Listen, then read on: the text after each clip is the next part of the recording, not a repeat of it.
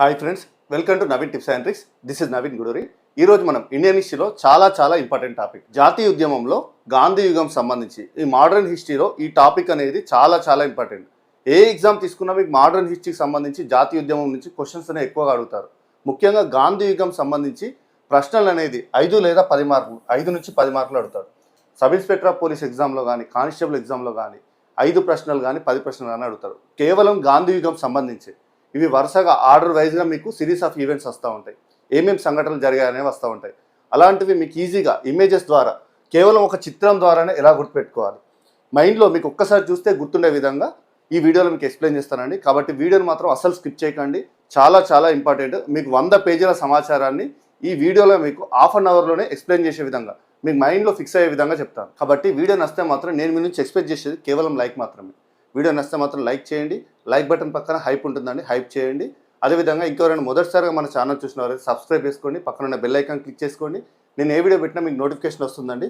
అదేవిధంగా ఈ శివరాత్రి సందర్భంగా మన నవీన్ టిప్స్ అండ్ ట్రిక్స్ యాప్లో ఉన్న ప్రతి ఒక్క కోర్స్ పైన భారీ ఆఫర్స్ అయితే పెట్టడం జరిగింది. ఈ ఆఫర్స్ ఈ రోజు నుంచి 3 డేస్ ఉంటాయండి. 3 డేస్ అవైలబుల్గా ఉంటాయి. ప్రతి ఒక్క కోర్స్ పైన ఈ ఆఫర్స్ అనేవి ఉంటాయండి. ఈ ఆఫర్స్ అనేది సద్వినియోగం చేసుకోండి. యాప్ లింక్ వీడియో కింద డిస్క్రిప్షన్లో పెట్టడం జరుగుతుంది. లేదంటే ప్లేస్టోర్లో నవీన్ టిప్స్ అండ్ ట్రిక్స్ అని టైప్ చేయగానే ఈ లోగోతో మన యాప్ ఉంటుందండి. అలా నేను ఇన్స్టాల్ చేసుకొని మన యాప్ తీసుకోండి. ఇందులో ప్రతి ఒక్క కోర్సులో ఫ్రీ కంటెంట్ ఉందండి. ఫ్రీ కంటెంట్ చూసి నచ్చిన వాళ్ళ కోర్స్ తీసుకోండి. ఇందులో మీకు టోటల్గా 350 పైగా టాపిక్లు ఉంటాయి. ప్రతి ఒక్క టాపిక్ 100% ట్రిక్స్తో ఉంటాయి. ప్రతి ఒక్కరికి ఈజీగా అర్థం విధంగా ర్యాపిడ్ రివిజన్ ద్వారా అతి తక్కువ సమయంలోనే సిలబస్ అనేది కంప్లీట్ అయ్యే విధంగా ఉంటుంది. ఉమ్మడి తెలంగాణ, ఆంధ్రప్రదేశ్లో ఇప్పటివరకు 100% ట్రిక్స్తో ఎలాంటి యాప్ లేదు. కేవలం Naveen tips and tricks app మాత్రమే. ఏ సబ్జెక్ట్ అయినా మీకు ఈజీగా అర్థం విధంగా 100% ట్రిక్స్తో ఉంటాయి. ఓకేనా? ఒకసారి మీరు వీడియోస్ చూడండి. ఫ్రీ వీడియోస్ చూస్తే మీకే అర్థమవుతుంది. సో ఈ ఆఫర్స్ అనేది సద్వినియోగం చేసుకోండి. ఈ ఆఫర్స్ కేవలం 3 డేస్ ఉంటాయి. యాప్ లింక్ వీడియో కింద డిస్క్రిప్షన్లో పెడతాను. ఓకేనండి, ఇక మనం లేట్ చేయకుండా టాపిక్లోకి వెళ్తే చాలా ఇంపార్టెంట్ ఈ జాతీయ ఉద్యమంలో ఈ గాంధీ యుగం సంబంధించి మీకు 2 పార్ట్లుగా వీడియోస్ అనేది చెప్తానండి. ఇది ఫస్ట్ పార్ట్ వీడియో. ఈ పార్ట్లో మీకు చంపారన్ సత్యాగ్రహం నుంచి మొదలవుతుంది. చంపారన్ సత్యాగ్రహం నుంచి మొదలై బార్దోలి సత్యాగ్రహం వరకు మీకు మొత్తం సిరీస్ ఆఫ్ ఈవెంట్స్ అన్ని ఒక ఇమేజెస్ ద్వారా ఇలానే మీకు గుర్తుండే విధంగా చెప్తాను. ఓకేనా? ప్రతి ఒక్కటి ఏమేమి ఈవెంట్స్ జరుగుతున్నాయి అనేది ఒక స్టోరీ పరంగా, సినిమా స్టోరీలా ఉంటుంది. ఓకేనా? మూవీ స్టోరీలా ఇంట్రెస్టింగ్గా ఉంటుంది. ఈ వీడియో చూస్తే మీరు మళ్ళీ చదవాల్సిన అవసరం లేకుండా ప్రతి ఒక్కటి ఈజీగా గుర్తుండే విధంగా చెప్తాను. మీకు ఇయర్స్ కూడా ఎలా గుర్తుపెట్టుకోవాలో చెప్తాను. ఓకే, ఇప్పుడు ఈ డిస్ప్లేలో కనిపిస్తున్న ఇమేజ్ అబ్జర్వ్ చేయండి. ఒకసారి స్క్రీన్ షాట్ చేసుకోండి. మీకు తర్వాత అర్థం కాకపోతే ప్రతి ఒక్కటి దీంట్లోనే ఉంటుంది. ఇప్పుడు నేను ఎక్స్ప్లెయిన్ చేస్తాను. ప్రతి ఒక్క దాని గురించి మళ్ళీ డీటెయిల్గా ఎక్స్ప్లెనేషన్ కూడా ఉంటుంది. ఇక్కడ ముందుగా ఒక స్టోరీ చూడండి. స్టోరీ తర్వాత మీకు ప్రతి ఒక్కటి ఏమేమి సంఘటనలు జరిగాయి, వాటికి సంబంధించి ఇయర్స్ కూడా చెప్తాను. ప్రతి ఒక్క దాని గురించి మీకు ఇలానే ఇమేజెస్ ద్వారా చెప్తాను. ఇప్పుడు దీనికి సంబంధించిన ఒక స్టోరీ లైన్ పెట్టుకుందాం. దొంగలు మరియు రైతు కథకు సంబంధించిన స్టోరీ లాగా గుర్తుపెట్టుకోండి. ఇప్పుడు దొంగలు మరియు రైతు కథ అంటే, అయితే ఈ స్టోరీలోకి వస్తే కొంతమంది దొంగలు ఉన్నారు. ఇక్కడ చూడండి, కొంతమంది దొంగలు వీరు ఒక రైతుని చూపించుకుంటూ చంపాలని డిసైడ్ అయ్యారు. ఈ రైతుని చంపాలని డిసైడ్ అయ్యారు. ఓకేనా? ఈ ముగ్గురు ఆలోచిస్తున్నారు చేతిలో రాళ్ళు పట్టుకొని. ఓకేనా? కొంతమంది దొంగలు వచ్చి చంపాలని డిసైడ్ అయ్యారు. ఎవరిని? అహ్మద్ అనే రైతు. ఈ రైతు పేరు అహ్మద్. ఓకేనా? అహ్మద్ అనే రైతు. జాగ్రత్త చూడండి, ప్రతి ఒక్క పదం ఇంపార్టెంట్. అహ్మద్ అనే రైతును చంపాలని చూస్తున్నారు. రైతు ఇతను. ఓకేనా? సో ఇతన్ని చంపాలని డిసైడ్ అయ్యారు కొంతమంది దొంగలు. ఇక్కడ వరకు ఓకే. తర్వాత ఎలా చంపారు, ఎలా చంపడానికి ప్రయత్నం చేస్తున్నారు చూడండి. నెక్స్ట్ రైతుపై దాడి మరియు సహాయం కోసం అభ్యర్థన. నెక్స్ట్ ఏం జరిగింది? ఇతనిపై దాడి చేశారు. ఇతను సహాయం కోసం పిలుస్తున్నాడు జనాలని. మరి ఎలా దాడి చేశారో చూడండి. ఇక్కడ రాళ్లతో వాళ్ళు బాగా కొట్టారు. ఇక్కడ రాళ్ళు కనిపిస్తున్నాయిగా, రాళ్లతో బాగా కొట్టారు. అప్పుడు అతని కాళ్ళు కూడా విరిచేశారు. కాళ్ళు చూసారా? కాళ్ళు కూడా విరిగిపోయినాయి. ప్రతి ఒక్కటి ఇంపార్టెంటే. కాళ్ళు విరిగిపోయాయి. రాళ్లతో బాగా కొట్టారు, కాళ్ళు కూడా విరిగిపోయాయి. అప్పుడు ఇతను ఏం చేస్తాడు? అరుచుకుంటూ సహాయం చేయండి అని చెప్పేసి సహాయాన్ని అడుగుతున్నాడు. అప్పుడు అక్కడ గ్రామ ప్రజలందరూ ఇతను సహాయం అడుగుతున్నాడని వినబడగానే చోర్, దొంగల్ని చోర్ అంటారు కదా. ఇక్కడ వీళ్ళ దొంగలని ఎందుకు పెట్టామంటే దొంగల్ని చోర్ అంటారు. ఓకేనా? చోర్ అని అరుచుకుంటూ వచ్చారు. అక్కడ మనుషులందరూ అరుచుకుంటూ వచ్చి అతన్ని కాపాడడానికి బయలుదేరారు. ఇక్కడ ఈ సీన్ చూడండి. అతను సహాయం కోసం అభ్యర్థించిన వెంటనే గ్రామ ప్రజలందరూ చోర్ అని అక్కడి నుంచి గ్రామ ప్రజలందరూ అక్కడ ఉండే మనుషులందరూ అరుచుకుంటూ వస్తూ చోర్ అని అరుచుకుంటూ వస్తూ అతన్ని కాపాడడానికి బయలుదేరారు. అక్కడి నుంచి అతన్ని కాపాడడానికి బయలుదేరారు. దీంట్లో అసలు గుర్తుపెట్టుకోవడానికి ఏమైనా ఉందా? సిరీస్ ఆఫ్ ఈవెంట్ అంటే ఒక సంఘటన అనేది స్టార్టింగ్ నుంచి ఎండింగ్ వరకు ఆర్డర్ ప్రకారమే వచ్చింది కదా. దీని ప్రకారం ఈ చెప్పిన ఈ 3 లైన్ల స్టోరీలోనే మీకు ఇప్పుడు నేను చెప్పబోయే ఇంపార్టెంట్ ఈవెంట్స్ అన్నీ ఉన్నాయి. ఇప్పుడు వాటికి సంబంధించి డీకోడ్ చేస్తా చూడండి. కొంతమంది దొంగలు వచ్చి చంపాలని చంపారన్. ఓకేనా? చంపాలని చంపారన్. మొదటిది చంపారన్, సత్యాగ్రహం 1917 నుంచి మొదలవుతుంది. ఓకేనా, 17. ఇవి రైమింగ్ వర్డ్స్. ఓకేనా, చంపాలనిలో చంపా ఉంది, చంపాలనిలో చంపా ఉంది. ఓకే, ఇక్కడ క్లియర్. నెక్స్ట్ ఇతను ఏం చూపిస్తున్నాడు? రైతుని చూపిస్తున్నాడు. ఎవరిని చంపాలని? అహ్మద్ అనే రైతుని చంపాలని డిసైడ్ అయ్యారు. అహ్మద్ అనే రైతుని చంపాలని డిసైడ్ అయ్యారు. ఇక్కడ అహ్మద్ అంటే అహ్మదాబాద్ మిల్లు కార్మికుల సమ్మె. అహ్మదాబాద్ మిల్లు కార్మికుల సమ్మె. ఓకేనా, అహ్మదాబాద్ అహ్మద్. ఓకేనా, సేమ్ పేరుతో ఉంది కదా, ఇలా గుర్తుపెట్టుకోవాలి. నెక్స్ట్ రైతును ఖేదా రైతు సత్యాగ్రహం. ఖేదా రైతు సత్యాగ్రహం. ఓకేనా, ఇక్కడ వరకు అయిపోయింది. ఓకే, మరి ఎలా చంపాలని డిసైడ్ అయ్యారు? ప్రతి ఒక్కరికి ఒక ప్లాన్ ఉంటుంది. సో ఇక్కడ కూడా వాళ్ళు ప్లాన్ చేసుకున్నారు ఎలా చంపాలని. వాళ్ళు రాళ్లతో బాగా కొట్టాలని డిసైడ్ అయ్యారు. అతన్ని రాళ్లతో వాళ్ళు బాగా కొట్టారు. ఆర్డర్ వైజ్గా రాళ్లతో వాళ్ళు బాగా కొట్టారు. రాళ్లతో, రౌలా. ఓకేనా, రౌలా. ఓకేనా, రాళ్లతో రౌలతో. ఓకేనా, రాళ్లతో రౌలతో అన్నట్టు గుర్తుపెట్టుకుని. రౌలత్ చట్టం. Similar rhyming words. ఓకేనా, ఆర్డర్ వైజ్గా వస్తాయి. ఇక్కడ 1917, ఇవి రెండు 1918. ఓకేనా, 1918 అహ్మదాబాద్ మిల్లు రైతు, ఖేదా రైతు సత్యాగ్రహం. ఇది 1919 రాళ్లతో, 1919 రౌలతో. Same similar rhyming words. Next వాళ్ళు బాగా కొట్టారు. వాళ్ళు బాగా వాలాబాగ్. ఏంటి వాలాబాగ్ అంటే? జలియన్ వాలాబాగ్. వాళ్ళు బాగా కొట్టారు. ఇది కూడా 1919. ఓకేనా, 1919 ఆర్డర్ వైజ్ వస్తుందా? 17, 18 ఇక్కడ వరకు ఒకటి. ఇది ఒక బ్యాచ్, 18 బ్యాచ్. ఇది 19 బ్యాచ్. ఇలా మనకి ఇమేజ్ చూస్తే గుర్తొస్తుంది. ఓకేనా, బ్యాచ్గా మీకు అందుకే పెట్టడం జరిగింది. ఇయర్ కూడా గుర్తున్న విధంగా. నెక్స్ట్ బాగా కొట్టేసరికి అతని కాళ్ళు విరిగిపోయాయి. కాళ్ళు కిలా. ఓకేనా, కాళ్ళు కిలా. సిమిలర్ రైమింగ్ వర్డ్స్ ఉంది కదా, ఇది కూడా 1919. ఈ కొట్టే బ్యాచ్ అంతా 1919. ఓకేనా, 1919లోనే ఉంటుంది. ఓకేనా, రాళ్లతో అంటే రౌలత్ చట్టం, ఇది 1919. నెక్స్ట్ వాళ్ళు బాగా వాలాబాగ్, జలియన్ వాలాబాగ్ 1919. అప్పుడు కొట్టేసరికి కాళ్ళు విరిగిపోయాయి. కాళ్ళు ఖిలాఫత్ ఉద్యమం. ఓకేనా, 1919.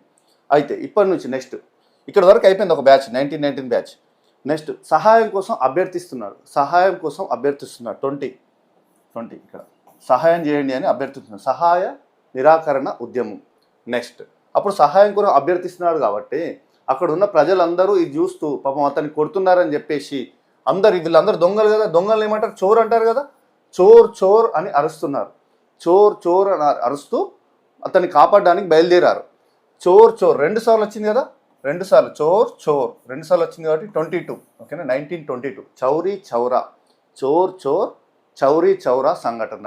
డబల్ టైం వచ్చింది కదా, 2. ఓకేనా, 2 సార్లు వచ్చింది కాబట్టి 2 చోర్ అంటే 2 సార్లు అరుస్తూ వస్తున్నారు కాబట్టి డబల్ టైం 2 చోర్ 2 టైమ్స్ ఉంది కాబట్టి 22. 1922 ఇయర్ కూడా చెప్తున్నాను ట్రిక్ ద్వారా గుర్తుపెట్టుకోండి. 1922 చౌరీ చౌరా సంఘటన 1922. అరుస్తూ అక్కడ ఉండే మనుషులందరూ బయలుదేరారు. మనుషులు సైమన్. ఓకేనా, మనుషుల్లో సైమన్ ఉంది. ఓకేనా, సైమన్ కమిషన్. ఎప్పుడు? 1927. సైమన్ 7లా ఉంది కదా. సో 7తో స్టార్ట్ అయ్యేది ఇక్కడ 20 సిరీస్లో వచ్చాం మనం. 1922 చౌరీ చౌరా అయిపోయింది కదా. సో 20లోనే వస్తుంది నెక్స్ట్ ఇక్కడ కూడా. సో 20లో వస్తుంది కాబట్టి ఇక్కడ 2 ఉంటుందని తెలుసు మనకు. ఇయర్ అనేది తెలియదు కదా. సైమన్ 7 ఇలా కూడా గుర్తుపెట్టుకోవచ్చు. So 1927 Simon commission. ఇయర్ కూడా చెప్తున్నా. నెక్స్ట్ అతన్ని కాపాడడానికి బయలుదేరారు బార్దోలి. బార్దో. ఓకేనా, సేమ్ సిమిలర్ రైమింగ్ వర్డ్స్ ఉన్నాయిగా. బయలుదేరారు బార్దోలి సత్యాగ్రహం. Next year 1928. ఓకేనా, ఇవన్నీ మీకు ఇప్పుడు ప్రతి ఒక్క దాని గురించి ఇమేజ్ ద్వారానే ఎలా గుర్తుపెట్టుకోవాలి, ఆ సంఘటనకు సంబంధించిన మొత్తం స్టోరీ కూడా ఈజీగా అర్థం విధంగా చెప్తాను. ఇక్కడ వరకు మీకు ఇప్పుడు చెప్పిందంతా ఈజీగా మళ్ళీ అర్థం విధంగా రివిజన్ చేస్తాను 1 minute ఒకసారి చూడండి. ఇప్పుడు మనం పార్ట్ 1లో ఏమని చెప్పాం? దొంగలు మరియు రైతు కథ అని పెట్టడం జరిగింది. 1917 నుంచి 28 వరకు జరిగిన సంఘటనలన్నీ ఈ వీడియోలో డిస్కస్ చేస్తున్నాం. సో ఇక్కడ మొదటగా మనం 1917లో జరిగింది ఏంటి? కొంతమంది దొంగలు వచ్చి చంపాలని డిసైడ్ అయ్యారు అహ్మద్ అనే రైతును. అప్పుడు ఎలా చంపాలనుకుంటున్నారంటే రాళ్లతో వాళ్ళు అతన్ని బాగా కొట్టి కాళ్ళు విరగొట్టారు. అప్పుడు అతను సహాయం కోసం అభ్యర్థించినప్పుడు అక్కడున్న మనుషులు చోర్ అని అక్కడున్న మనుషులు అతన్ని కాపాడడానికి బయలుదేరారు. ఇది ఆర్డర్ అయితే గుర్తుపెట్టుకోవాలి. Series of events. ఓకేనా, ఆర్డర్ వైజ్గా జరిగింది కాబట్టి ఫస్ట్ కొట్టిన తర్వాతనే అతను సహాయం అడుగుతాడు కదా, సహాయం అడిగిన తర్వాత అక్కడ ఉన్న మనుషులందరూ రావడం జరిగింది. సో ఇదంతా సిచ్యువేషన్లో జరిగే సంఘటన మాత్రమే, దాని ప్రకారం గుర్తుపెట్టుకుంటే. ఇక డీకోడ్ చేస్తే చంప, ఇక్కడ ప్రతి ఒక్కటి ఈ స్క్రీన్ షాట్ తీసుకోండి ఒకసారి. స్క్రీన్ షాట్ తీసుకుంటే ఇందులో మీకు ఈ కలర్తో పెట్టిన దాన్ని అబ్జర్వ్ చేయండి. కలర్తో పెట్టింది ఇక్కడ మీకు ప్రతి ఒక్కటి నేను దాన్ని డీకోడ్ చేస్తూ రాయడం జరిగింది, మీకు ఈజీగా అర్థమవుతుంది. స్క్రీన్ షాట్ తీసుకుని ఒకసారి చూడండి. చంప అంటే చంపారన్ సత్యాగ్రహం, చంప అంటే చంపారన్ సత్యాగ్రహం 1917, ఓకేనా. Year Ahmedabad mill, Ahmedabad mill సత్యాగ్రహం. అహ్మద్ అనే రైతు, రైతు అంటే కేదా రైతు సత్యాగ్రహం. ఇవి రెండు 1918. రాళ్లతో రౌలతో 1919. ఇవన్నీ ఒక బ్యాచ్, ఇక్కడి వరకు ఒక బ్యాచ్. రాళ్లతో అంటే రౌలత్ చట్టం.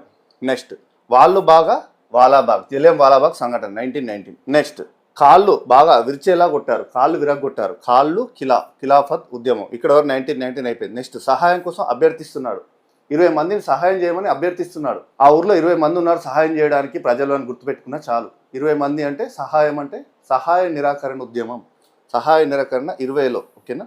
ఈ సిచ్యువేషన్ ప్రకారం మనం ఇయర్లు ఇలా గుర్తుపెట్టుకోవాలి, ఇలా గుర్తుపెట్టుకుంటే ఎప్పుడు మర్చిపోము, ఓకే. నెక్స్ట్ వాళ్ళందరూ చోర్, వీళ్ళందరూ దొంగలు కదా, చోర్ అని అరుస్తూ వస్తున్నారు. చోర్ అంటే Chauri Chaura, similar rhyming words. So double time వచ్చింది కదా, చౌరీ చౌరా అని వచ్చింది కాబట్టి 2 times వచ్చింది కాబట్టి 2-2, ఓకేనా. 2-2 1922. నెక్స్ట్ అక్కడున్న మనుషులు బయలుదేరారు, మనుషులు సైమన్ కమిషన్, సైమన్ కాబట్టి 7లా ఉంది, ఓకేనా. 2 తోటే మనకు స్టార్ట్ అవుతుంది కదా, ఇక్కడ 2 తోటే నడుస్తుంది కదా సిరీస్ అనేది. సో ఇక్కడ 2 ఉంటుంది, పక్కన మనకి ఇయర్ ఏంటి, సైమన్ 7 వస్తుంది, ఓకేనా, 27లో. నెక్స్ట్ బార్దోలి, బయలుదేరారు బార్దోలి, ఓకేనా. ఇది 28. ఇలా మనం గుర్తుపెట్టుకోవాలి. ఈజీగా మనకు ఈ సిరీస్ ఆఫ్ ఈవెంట్స్ అన్నీ గుర్తుంటాయి. ఇదంతా మనకు బ్రీఫ్ ఎక్స్ప్లెనేషన్. ఇప్పుడు వీటికి సంబంధించి ఎగ్జామ్లో ఎలా అడుగుతాడంటే వీటికి సంబంధించిన డీటెయిల్ ఎక్స్ప్లెనేషన్ కూడా అవసరం. చాలా ఇంపార్టెంట్ టాపిక్ కాబట్టి ప్రతి ఒక్క దాని నుంచి బ్రీఫ్ ఎక్స్ప్లెనేషన్ కూడా అవసరం. అదంతా మీకు ఇదే విధంగా చెప్తాను.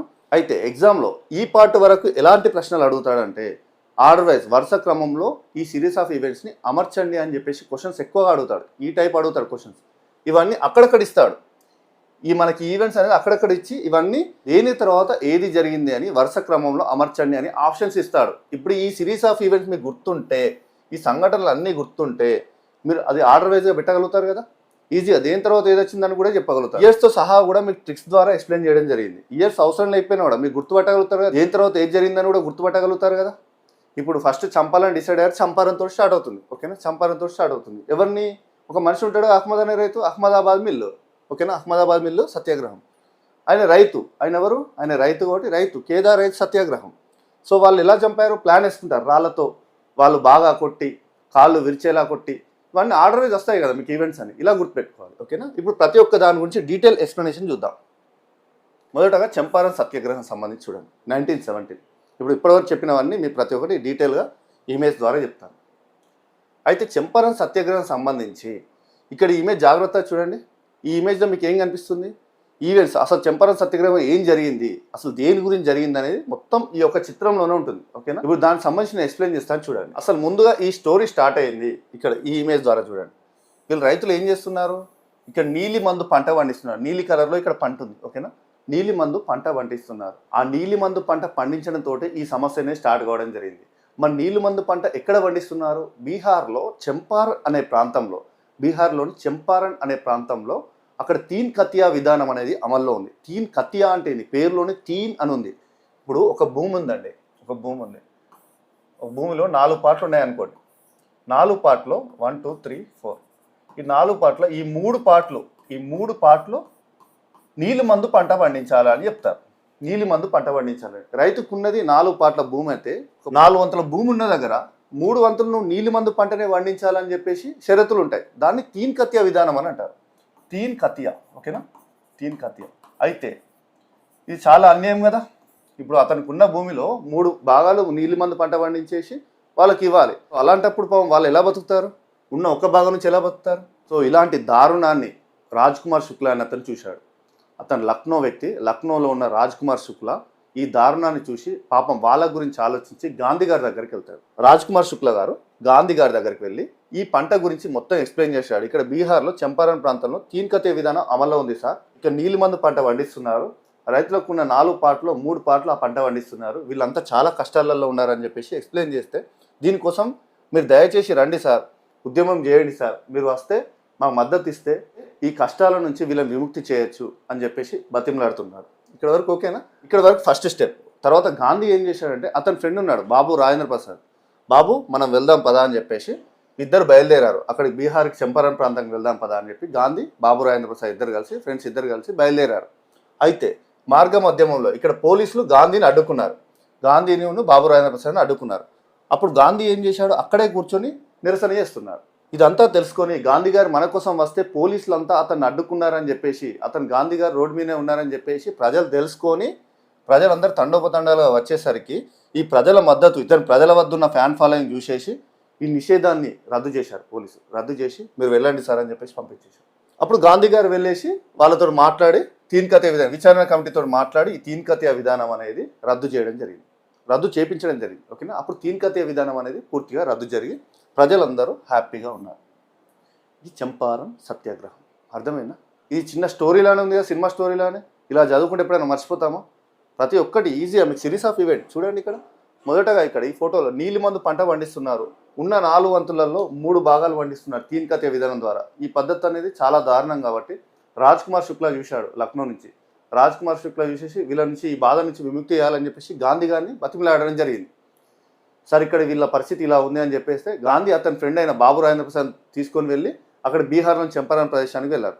వెళ్తుండగా దారి మధ్యలో పోలీసులు అడ్డుకుంటే అక్కడ కూర్చున్నాడు. పోలీసులు అడ్డుకుంటే అక్కడ కూర్చునేసరికి అప్పుడు ఇది తెలుసుకున్న ప్రజలందరూ గాంధీకి మద్దతుగా చాలామంది జనాలు తండోపతండాలుగా వచ్చేసి అతన్ని వదిలిపెట్టాలని చెప్పేసరికి అతనికి ఉన్న మద్దతు చూసేసి అతని పైన నిషేధాన్ని తొలగించేసేసి అతన్ని విడుదల చేయడం జరిగింది. అక్కడి నుంచి పంపించేసేయడం జరిగింది.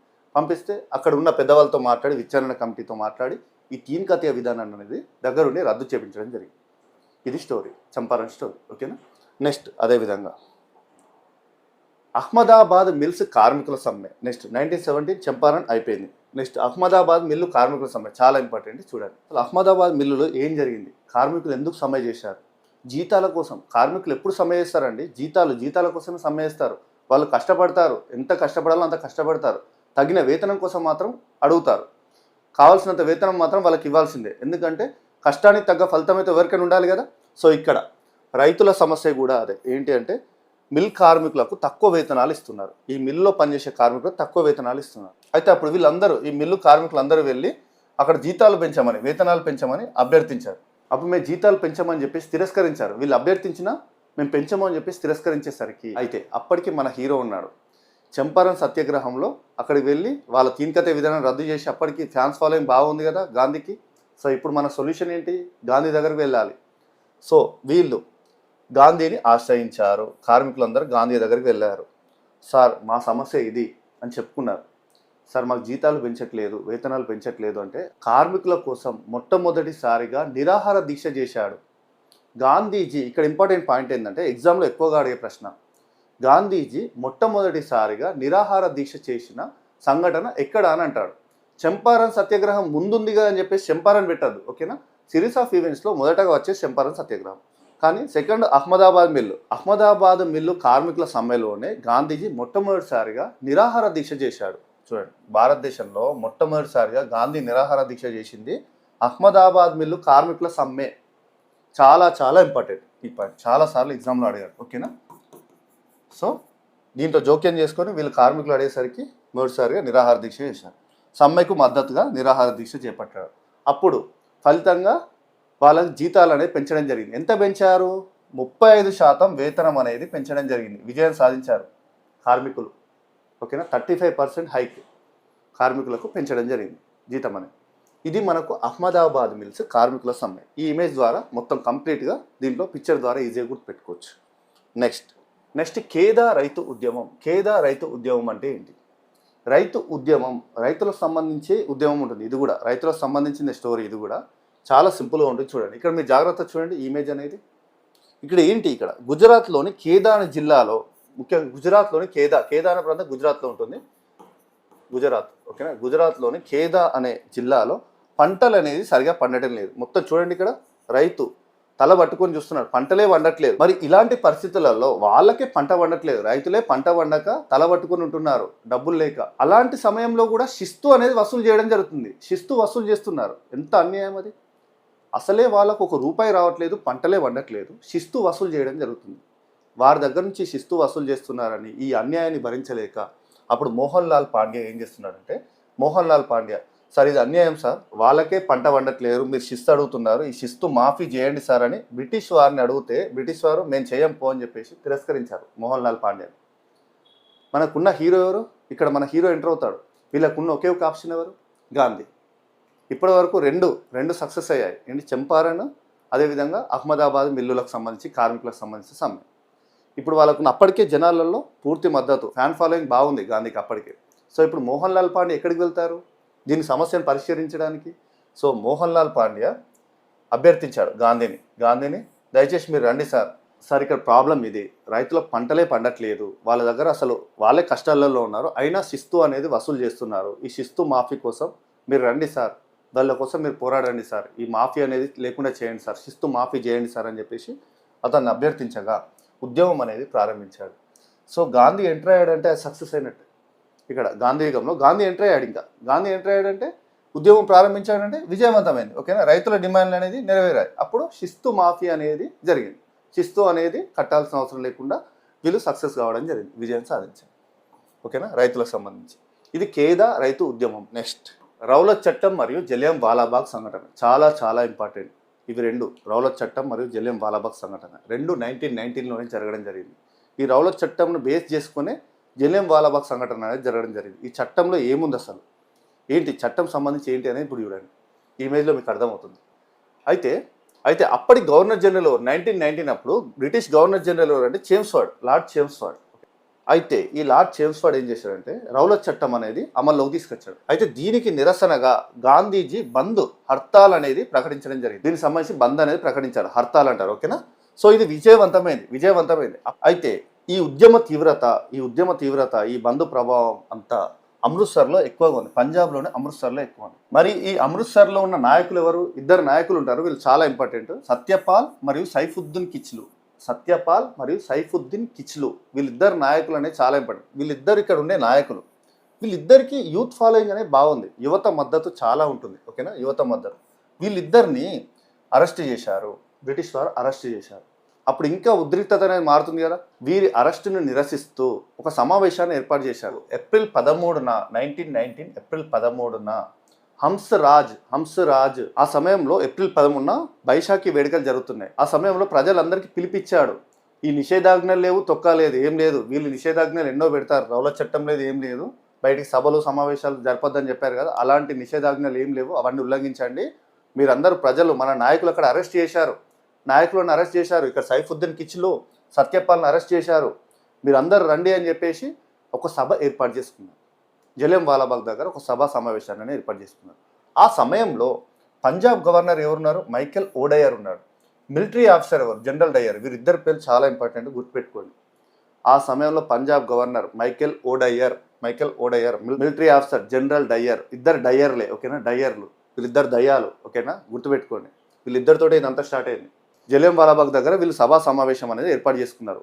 హంసరాజ్ అనేది నేతృత్వంలో ఈ సభ అనేది స్టార్ట్ అయింది. అప్పుడు హంసరాజ్ అనేది ప్రసంగిస్తున్నాడు. ఈ జనాలందరూ ఇక్కడ వచ్చారు జలియన్ వాలాబాగ్ దగ్గరికి, గుమిగూడారు, చాలా మంది వచ్చారు. నిషేధాజ్ఞలు ఉల్లంఘించారు కదా, రౌలత్ చట్టం ప్రకారం సభలు సమావేశాలు రద్దు కదా. సో ఈ నిషేధాజ్ఞలు ఉల్లంఘించినందుకు గాను అప్పుడు ఏం చేశారు ఇక్కడ జనరల్ డయ్యర్ అనేది, మీరు నిషేధాజ్ఞలు మేము 144 సెక్షన్ పెడితే మీకు కామెడీగా ఉందా, ఉల్లంఘిస్తారా అని చెప్పేసి ఫైరింగ్ అనేది చేయమని ఆదేశించారు. అక్కడ ఉన్న మిలిటరీ సైన్యానికి అందరికి చెప్పి ఫైరింగ్ అనేది ప్రారంభించాడు. జనరల్ డయ్యర్ ఫైరింగ్ అనేది ఆదేశించాడు, ఫైరింగ్ చేయమని.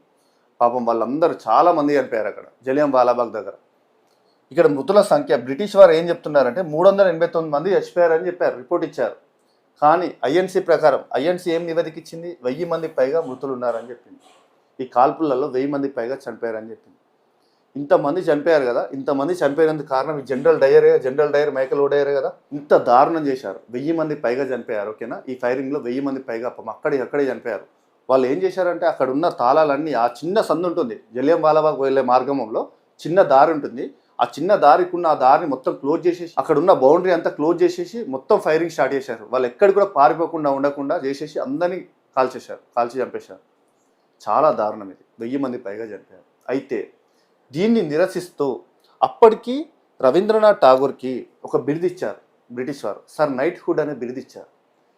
సర్ నైట్హుడ్ అనే బిరుదుని తిరిగి వాళ్ళకే ఇచ్చేశారు. నాకొద్దు ఈ బిరుదొద్దు, మీరు ఇచ్చిన బిరుదొద్దు, ఏమొద్దు అని చెప్పేసి రవీంద్రనాథ్ ఠాగూర్ గారు సర్ నైట్హుడ్ అనే బిరుదును తిరిగి వాళ్ళకే ఇచ్చేసడం జరిగింది. ఇంత దారుణం చేశారు మీరు ఇచ్చిన బిరుదు ఎందుకు అని చెప్పేసి తిరిగి ఇచ్చేసేసారు. సర్ నైట్హుడ్ చాలా చాలా ఇంపార్టెంట్ ఇది. ఓకేనా? అయితే దీనిపైన మరి విచారణ చేస్తారు కదా, ఈ కాల్పులకు సంబంధించి ఊరుకుంటారా? విచారణ కమిటీ విచారణ చేసింది. విచారణ చేసి అప్పుడు విచారణ కమిటీలో ఎవరు ఉంటారండి? మొత్తం బ్రిటిష్ వారే ఉంటారు. బ్రిటిష్ వారికి సంబంధించే ఉంటారు మొత్తం. ఎందుకంటే వీళ్ళు ఇష్టారాజ్యంగా చంపుతున్నారు. అక్కడ ఉన్న కమిటీలో కూడా బ్రిటిష్ వారే ఉంటారు. అప్పుడు విచారణ కమిటీ ఏమిస్తుంది నివేదిక? వాళ్ళకి సంబంధించి ఫేవర్గానే ఇస్తుంది. సో వాళ్ళ ఫేవర్గానే ఉంటుంది కమిటీ అనేది. ఈ కమిషన్ అనేది ఏంటంటే హంటర్ కమిషన్. వీటిపైన విచారణ చేసిన కమిషన్ ఏంటంటే హంటర్ కమిషన్ ఇంపార్టెంట్. జలియన్వాలాబాగ్ దురాగతంపై నియమించిన కమిషన్ పేరేంటి? ఇప్పటికీ ఒక 40-50 సార్లు వచ్చింది వచ్చి ఎగ్జామ్లో. చిన్న ఎగ్జామ్స్ నుంచి మొదలు పెట్టుకుని పెద్ద ఎగ్జామ్స్ వరకు. జలియన్వాలాబాగ్ దురాగతంపై నియమించిన కమిషన్ హంటర్ కమిషన్. సో ఈ హంటర్ కమిషన్ నివేదిక ఏమిచ్చింది? ఇక్కడ ఈ జనరల్ డయర్ నిర్దోషి జనరల్ డయర్ని నిర్దోషిగా ప్రకటిస్తూ ఈ హంటర్ కమిషన్ అనేది నివేదిక ఇవ్వడం జరిగింది. ఎంత దారుణం! 1000 మంది పైగా చంపాడు ఫైరింగ్ చేసి, ఇతన్ని నిర్దోషి అని చెప్పేసి ప్రకటించింది ఈ కమిషన్. సో దీన్ని వ్యతిరేకిస్తూ గాంధీజీ ఈ కమిషన్కి వైట్ వాష్ అని పేరు పెట్టాడు. గాంధీజీ వైట్ వాష్ అని ఎందుకు పెట్టాడు? వైట్ వాష్, వీళ్ళందరూ తెల్లోళ్ళే కదా, తెల్లోళ్ళు ఇచ్చిన కమిటీ ఇదంతా, వాళ్ళ ఫేవర్గా ఇచ్చిన కమిటీకి సంబంధించి ఈ రిపోర్ట్ అని చెప్పేసి వైట్ వాష్ అని ఈ పేరు అనేది ఇవ్వడం జరిగింది. గాంధీజీ వైట్ వాష్ అని అన్నాడు దీనికి. ఈ commission Hunter commission white wash అని అనడం జరిగింది. నెక్స్ట్ ఇదంతా జరిగింది చూసి ఇక్కడ ఒక హీరో వస్తాడు. కళ్ళ ముందట వీళ్ళందరూ చనిపోయింది చూసి, 1000 మంది పైగా చనిపోయారని చూసి రక్తం మరిగిపోయి ఒక హీరో ఉంటాడు ఇక్కడ. ఎంటర్ అయ్యే హీరో పేరు ఏంటంటే ఉధమ్ సింగ్. వాళ్ళిద్దరిని ఎలానైనా చంపాలని చెప్పేసి కంకణం కట్టుకుంటాడు. ఇప్పుడు ఈ డయ్యర్ వాళ్ళిద్దరిని చంపేస్తా అని చెప్పేసి అక్కడి నుంచి పంజాబ్లో ఈ ఉధమ్ సింగ్ కంకణం కట్టుకొని బయలుదేరుతాడు. వాడు ఎక్కడున్నా వాళ్ళని చంపేస్తా అని చెప్పేసి తీర్మానం చేసుకుంటాడు ఉధమ్ సింగ్. ఇక్కడ ఉంటే ఎవరెవరు చంపుతారని తెలుసు వాళ్ళకి. ఈ డయ్యర్లను వీళ్ళు చేసిన ఈ దురాగతాన్ని ఎవరో ఒకరు చంపుతారు, ప్రాణహాని ఉందని తెలిసి ముందే గ్రహించి వీళ్ళు ఏం చేశారంటే ఈ డయ్యర్లు ఇద్దరు లండన్కి పారిపోతారు. ఓకేనా? ఇక్కడ ఉన్న అధికారులు మీరు ఇక్కడ ఉండకండి, ఇక్కడ ఉంటే ఎవరెవరు తిరుగుబాటు చేసి మిమ్మల్ని చంపేస్తారని చెప్పేసి వీళ్ళిద్దరిని డయ్యర్లు లండన్కి పంపిస్తారు. లండన్ పోతేంది, ఎక్కడికి పోతేంది, ఇక్కడ నేను చంపకుండా వాళ్ళని విడిచిపెట్టే లేదని చెప్పేసి ప్రతిజ్ఞ చేసుకొని కూర్చున్నాడు ఉధమ్ సింగ్ మన హీరో. లండన్కి వెళ్ళాడు 1940లో. లండన్కి వెళ్ళాడు, వీళ్ళని చంపడానికి కోసం మాత్రమే లండన్కి వెళ్ళాడు. అప్పటికి లండన్కి వెళ్ళిన తర్వాత జనరల్ డయ్యర్ అనేది పక్షవాతంతో చనిపోయాడని గ్రహించాడు. జనరల్ డయ్యర్ ఆల్రెడీ ఒకరు చనిపోయాడు. జనరల్ డయ్యర్ ఇక్కడ చనిపోయాడు, మిలిటరీ ఆఫీసర్. అతను వెళ్ళేసారి చంపుదామనే లోపలనే వీడు ఆల్రెడీ చచ్చిపోయాడని చెప్పేసి పక్షవాతంతో చనిపోయాడని తెలుసుకున్నాడు. ఇంకొకడు ఉంటాడు కదా మైకేల్ ఓడయర్, వీడిని చంపుదామని చెప్పేసి వెళ్ళాడు, వెతికాడు. అప్పుడు లండన్లో ఒక సభకి ఇతన్ని ఇన్వైట్ చేస్తారు, మైకేల్ ఓడయర్ని ఇన్వైట్ చేస్తారు. అక్కడ లండన్లో ఒక పెద్ద సభ జరుగుతుంది. ఆ లండన్లో ఒక పెద్ద సభకి ఈ మైకేల్ ఓడయర్ని చీఫ్ గెస్ట్గా ఇన్వైట్ చేస్తారు. సార్ మీరు రండి అని చెప్పేసి. లండన్ వాళ్ళే కదా, వాళ్ళే కాబట్టి అతను పెద్ద కాబట్టి మైకేల్ ఓడయర్ని చీఫ్ గెస్ట్గా ఇన్వైట్ చేస్తారు. ఈ విషయం మన హీరోకి తెలిసింది, ఉధమ్ సింగ్కి. తెలుసుకొని ఈరోజు వచ్చింది కొడుకు అని చెప్పేసి అక్కడికి వెళ్తాడు. సో ఆ లండన్ సభకి ఇతను కూడా వెళ్తాడు, ఉధమ్ సింగ్ వెళ్తాడు. వెళ్ళి అతను వచ్చిన వెంటనే ఆ సభలో అతన్ని కాల్ చేసి మరి ఓడయర్ని చంపేస్తాడు. మైకేల్ ఓడయర్ని చంపేస్తాడు ఉధమ్ సింగ్. ఇది మన జరిగింది ఏంటి? అసలు ఇదంతా జరిగింది దేనివల్ల? రౌలత్ చట్టం వల్ల జరిగింది ఇదంతా. రౌలత్ చట్టాన్ని ఉల్లంఘించినందుకు గాను జలియన్వాలాబాగ్ సంఘటన జరిగింది. దానివల్ల చివరికి ప్రతీకారం తెచ్చుకున్నాడు ఉధమ్ సింగ్ అనేది ఆ జనరల్ డయ్యర్ మీద, మైకేల్ ఓడయర్ మీద ప్రతీకారం అనేది తీర్చుకోవడం జరిగింది. ఇది మొత్తం స్టోరీ అనేది కేవలం ఈ ఇమేజ్ ద్వారా మీకు ఈజీగా అర్థం విధంగా చెప్పడం జరిగింది. ఒకసారి చూడండి, ప్రతి ఒక్కటి సిరీస్ ఆఫ్ ఈవెంట్స్ ఏమేమి జరిగింది అనేది మొత్తం దీంట్లోనే ఉంది. ఓకేనా? ఇదంతా మీకు ఒక 40-50 పేజీలలో ఉంటుంది. 40-50 పేజీలలో మీకు అర్థం కాకుండా, సగం అర్థం కాకుండా, ఈ పేర్లు అర్థం కాకుండా, అసలు దేని తర్వాత ఏం జరిగింది, ఎవరు వచ్చారు, మధ్యలో ఉధమ్ సింగ్ ఎందుకు వచ్చారు, కన్ఫ్యూజ్ అవుతూ ఉంటారు. దేనివల్ల అసలు ఇది ప్రారంభించారు, అసలు జలియన్వాలాబాగ్ ఎందుకు జరిగింది, వాళ్ళు ఎందుకు చంపారు, రీజన్ ఏంటి, రౌలత్ చట్టం ఉల్లంఘించారు, ఇదంతా ఇలా మనం కాన్సెప్ట్ ప్రకారం నేర్చుకోవాలి. కాన్సెప్ట్ కూడా ఎలా నేర్చుకోవాలి? స్మార్ట్గా నేర్చుకోవాలి. ఓకేనా? స్క్రాప్ అంతా తీసేసి కేవలం మనం సింపుల్గా కొట్టే తెచ్చే ఈ విధంగా నేర్చుకొని అప్పుడు మనం డీటెయిల్గా ఇందులో ఉన్న మనకు ఎగ్జామ్ పాయింట్ ఆఫ్ వ్యూలో ఏది ఇంపార్టెంట్. ఇక్కడ వైట్ వాష్ అని అనడం జరిగింది, ఇక్కడ సార్ నైట్హుడ్ అనే బిరుదుని వదిలిపెట్టాడు, ఇంపార్టెంట్ పాయింట్స్ మాత్రం గుర్తుపెట్టుకోవాలి. ఎగ్జామ్లో ఏది అడుగుతున్నాడో అది ఆ ఫోకస్ మాత్రమే చేయాలి, దాని వరకే ఫోకస్ చేయాలి. స్క్రాప్ అంతా వదిలిపెట్టండి. ఏదైతే మనకి ఇంపార్టెంటో అక్కడ మాత్రం స్ట్రెస్ చేసి చదువుకోండి, ఇయర్తో సహా చదువుకోవాలి అక్కడ. ఓకేనా. ఇక్కడ సర్ నైట్హుడ్ బిరుదు వదిలిపెట్టడం జరిగింది. వైట్ వాష్ అని ఏ కమిషన్ అన్నాడు? హంటర్ కమిషన్ అన్నాడు. జలియం వాలాబాగ్ దురాగతాలపైన నియమించిన కమిషన్ ఏంది? Hunter commission. ఇందులో రౌలత్ చట్టం అంటే ఏంది? రౌలత్ చట్టంలో ఏముంటుంది? నిషేధాజ్ఞలు. అప్పుడున్న పంజాబ్ గవర్నర్ ఎవరు? మైకల్ ఓడయ్యర్. అప్పుడున్న మిలిటరీ ఆఫీసర్ ఎవరు? General Dyer.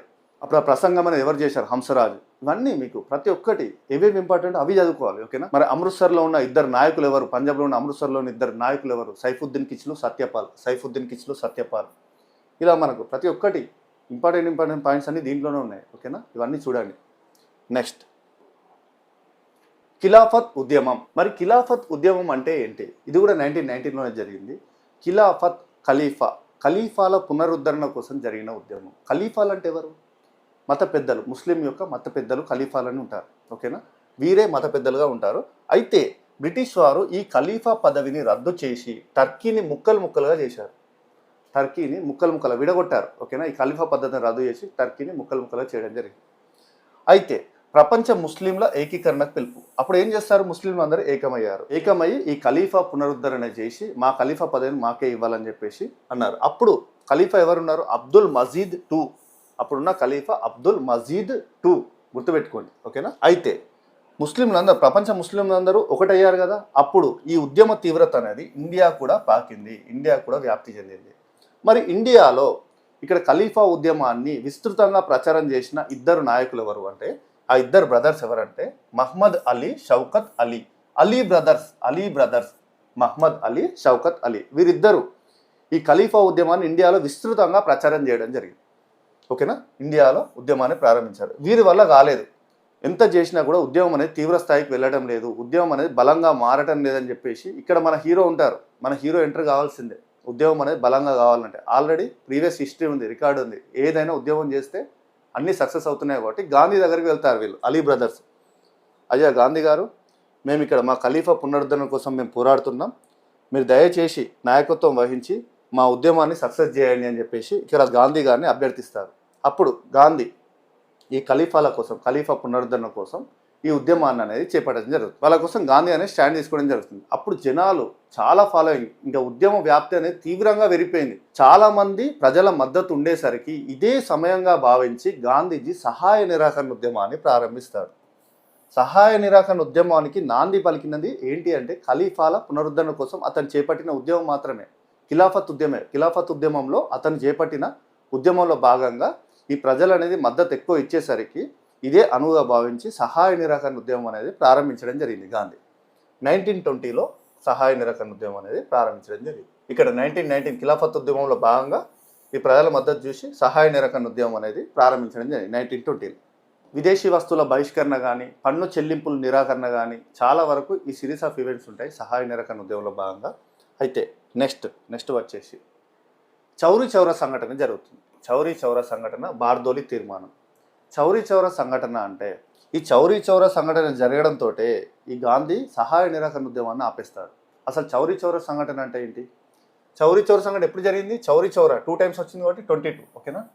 1922లో. చౌరీ చౌరా సంఘటన అంటే ఏంటి? ఈ చౌరీ చౌరా అనేది పోలీస్ స్టేషన్ యూపీలో ఉంది, ఉత్తరప్రదేశ్లో ఉంది. ఈ ఉద్యమకారులందరూ ఉద్యమం చేసుకుంటూ ఈ చౌరీ చౌరా పోలీస్ స్టేషన్ మీదుగా వెళ్తున్నప్పుడు ఉద్యమకారులు ఉద్యమం చేస్తూ వెళ్తున్నారు. దారి మధ్యమంలో ఏమొచ్చింది? ఒక పోలీస్ స్టేషన్ వచ్చింది. చౌరీ చౌరా ప్రాంతంలో ఉన్న పోలీస్ స్టేషన్. అది ఎక్కడ? యూపీలో ఉంది. అయితే ఇక్కడ వీరు ఉద్యమం చేస్తుండగా పోలీస్ వాళ్ళు వచ్చేసి ఇద్దరిని కొట్టారు, ఇద్దరిని లాఠీ చార్జ్ చేశారు. అంబికా రాయ్ చౌదరి, భగవాన్ ఆహిర్. ఈ అంబికా రాయ్ చౌదరి, భగవాన్ ఆహిర్ ఇద్దరిని కొట్టేసరికి, వాళ్ళిద్దరు నాయకులను కొట్టేసరికి, ఉద్యమ నాయకులను కొట్టేసరికి మిగతా వాళ్ళందరూ ఊరుకుంటారా? మా నాయకులను కొడతారా అని చెప్పేసి పోలీస్ స్టేషన్లో పోలీస్ వాళ్ళు ఉంటారు, సజీవ దహనం చేశారు. పోలీస్ స్టేషన్ని మంటలు పెట్టి మరి పోలీస్ వాళ్ళని ఇక్కడ సజీవ దహనం చేశారు. చూడండి, ఈ పోలీస్ వాళ్ళు ఎంతమంది చనిపోయారంటే 21 మంది పోలీసులు సజీవ దహనం అయ్యారు. పోలీస్ స్టేషన్ కాలబెట్టారు నిరసనకారులు. అప్పుడు గాంధీజీ వీళ్ళు మరీ వైలెంట్గా ఉన్నారు, ఈ ఉద్యమాన్ని ఆపేసేయాలని చెప్పేసి డిసైడ్ అయిపోయారు. మరీ వైలెంట్గా ఉన్నాడని చెప్పేసి గాంధీజీ నిర్ణయం తీసుకున్నారు. ఇంకా సహాయ నిరాకరణ ఉద్యమం అనేది నిలిపివేయడం జరిగింది, వద్దు అని చెప్పేసి.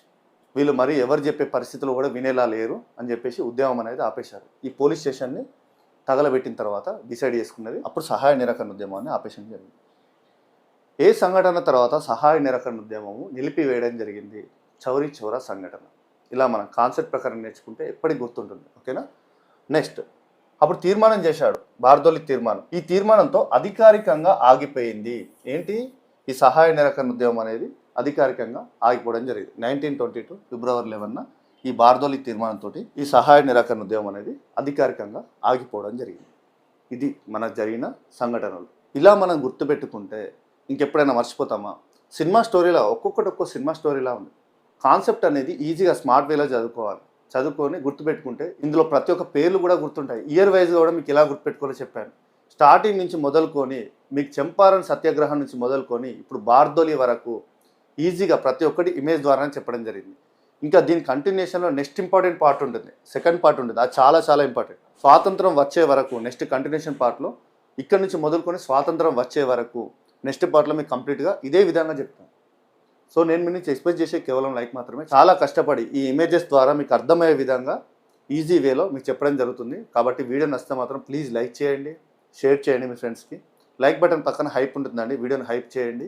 ఇంకెవరైనా మొదటిసారిగా మన ఛానల్ చూసినవారు సబ్స్క్రైబ్ చేసుకోండి, పక్కన ఉన్న బెల్ ఐకాన్ క్లిక్ చేసుకోండి.